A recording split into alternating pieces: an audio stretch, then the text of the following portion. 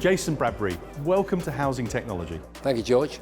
Did you enjoy it? That's brilliant. I love it. Yeah, I've had a really good time. Great audience, really receptive to the sort of crazy ideas that we now need to talk about in order to have a sense of where we're headed. And actually, in the context of housing, it couldn't be more true, could it? I mean, all the major issues that we're looking at now in terms of the evolution of new materials and the efficiency gains that, say, AI brings are all very relevant to a show like this. Definitely. And you brought a number of different areas together, which I thought, to start off with, seemed slightly odd as separate. Yeah. But when you brought them together, it just made complete sense. It does make sense. So you mean an appreciation of popular culture.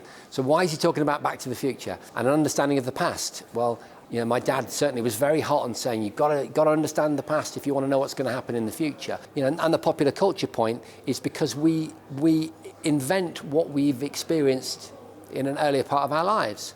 The case in point is, mobile phones looking like tricorders from Star Trek. It's not an accident.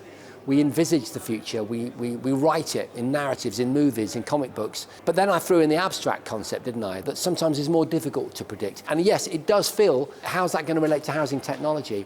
And until you see a house being 3D printed, and then it all makes sense.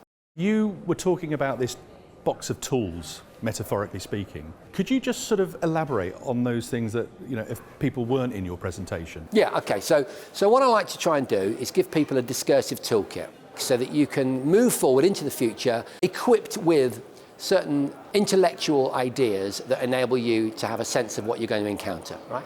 The example that I used today was, if you say that vehicles are going to drive themselves, most of us think that's going to be our car. And we're going to read the newspaper as the car takes us down the motorway. And that's definitely happening. But far more meaningful are, say, delivery vehicles or automated vehicles that possibly don't just deliver a product that you ordered, but maybe the whole shop comes to you. So that's a great example of both, of the abstract nature, actually, of change, but also the past. Because growing up in rural Lincolnshire, I can tell you, the grocery van used to arrive on a Thursday night.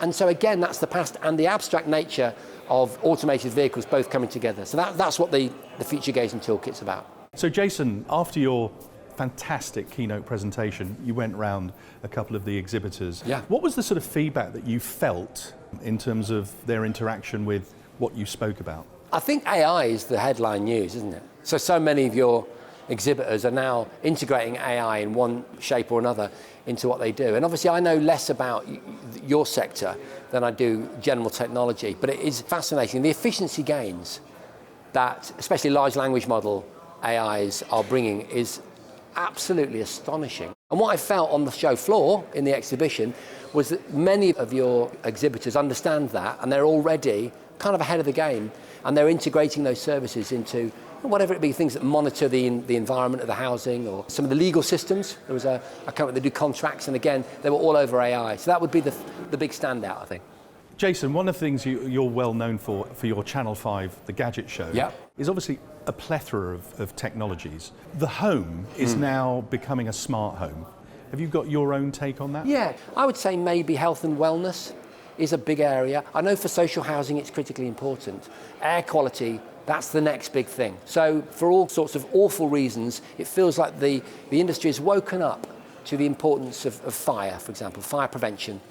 I think the next big thing is probably mold and air quality, and I hope that the industry gets onto that quickly. Can you give us an example of what some of the projects that you're working on right now? I know that you're doing a film. Strangely enough, it's about AI, wouldn't you know? It's a comedy set in Lincolnshire about a global AI that's rolled out and that instantly goes wrong. So we're not talking Terminators and drones and stuff. All that happens is the Western world is plunged into darkness, and concurrently a bunch of flatmates are at their annual retro gaming festival in Skegness, obviously, and they come up with a plan to use their retro 80s and 90s computers to hack the AI and fight back. So it's a bit of fun. When are we likely to see that? It probably won't be in the cinemas. It's called Control AI Delete. It was Kickstarter funded by 800 people. So that's another thing though, you see, it does relate because there's been a huge democratization of technology. Everything's being democratized.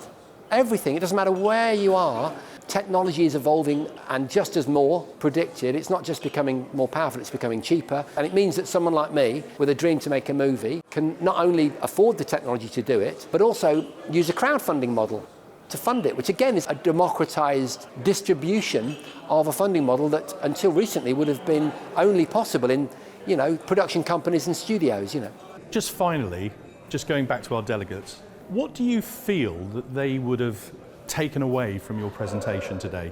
It's really important to me, so I don't know if I achieved this goal, but I don't want people to be scared of AI, because even though I talk about exponential growth all the time and have done for years, and I'm really interested in thinking in that area, even I've been blown away by the rapid growth of AI over just a couple of years. From the rollout of GPT-3, for example, to where we are now with the agentic AIs.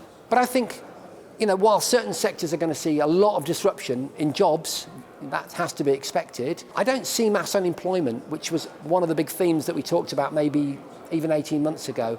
What I see is a sideways movement, maybe a redressing of how much time we spend working, what work and life balance actually means. What I wanted, that was your question, wasn't it, was for people to feel empowered, to have something of a toolkit to decode the future and come away with a positive outlook.